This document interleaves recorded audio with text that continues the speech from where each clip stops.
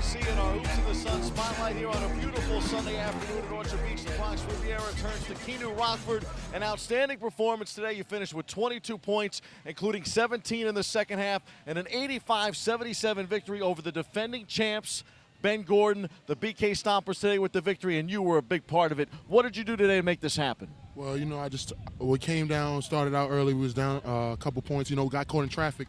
So we just had to realize that, they're a great three-point shooting team. So we had to close out more, and it's just like I had to push more. I felt like I had to give more of a push in order for us to win the game. So now you weren't in the starting lineup, but you got a chance to make an impact right away. And when you came into this game, you look at this first half, your team was down early in the first quarter. They really struggled in the second quarter, but it was that third and fourth quarter, specifically when you were out there turning this one around, that got things going. Yeah, so, my game is just special because I don't ever give up. I don't take no plays off, so I just got to bring the intensity. And I don't know how you say it. It's kind of, I don't know, it's so hard to say. It's not something you can really just say, you mentally prepare yourself for. You just got to push.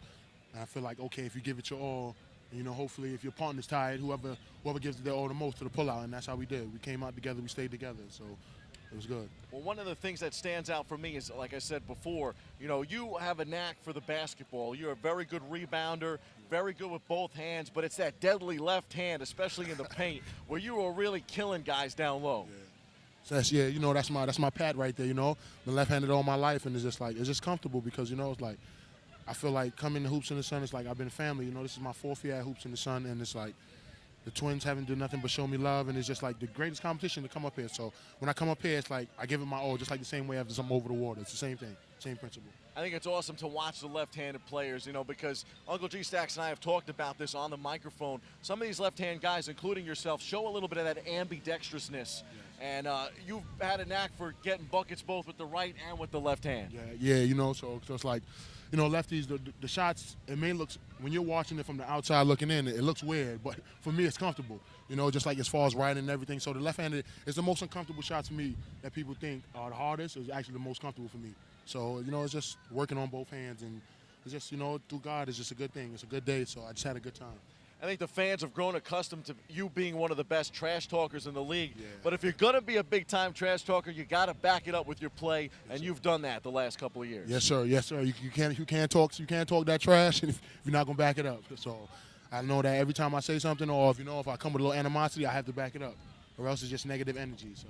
Now, for you, when you're in the huddle and you're out there and your team is down by double figures, what is it that you're trying to say to the guys that are trying to kind of lead the troops, so to speak? How are we going to turn this one around? Yeah, you just got to tell them, it's a game of runs. You just don't give up, Just keep your foot on the gas. We got to get some stops, but we just got to stay together through the whole time.